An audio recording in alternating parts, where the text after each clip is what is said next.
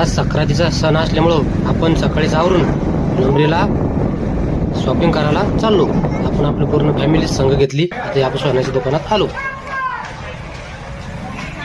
देऊन बायको गोड गोड बोलन या सगळ्या आप आहे. त्याच्यासाठी संक्रांतीला शॉपिंग करणं पडते. तेव्हा आम्ही आताची शॉपिंग केली. इकडं जोडवे केले, चैना केले आणि आता मस्त आपल्या आईला पातळ घेतलं आणि बाईला साडी बी घेतली. तर आता ही बाई गोड गोड बोलन. नाही तुम्ही माणसाने तिळगुळ दिलं, बायको गोड बोलती. बायको अशी की गोड बोलू शकत नाही. बाबा आपण शॉपिंग हे बघा मस्त मस्त आपण पातळ साडी हे घेतलेलं आहे. मग आता गोड बोलायला बायाला काही हरकत नाही आपल्याला. धन्यवाद.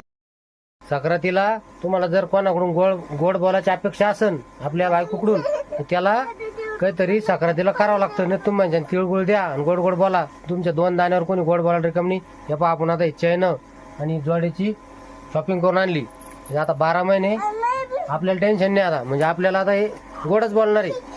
आणि कधी आपण 10-5 हजार खर्च केले नसते 12 महिने, मग आपल्याला म्हणजे कडूच ऐक नव्हतं. त्याच्यामुळे 2-5 हजार खर्च करायचे आणि मस्त संक्रांती आनंदात गोड गोड साजरी करायची.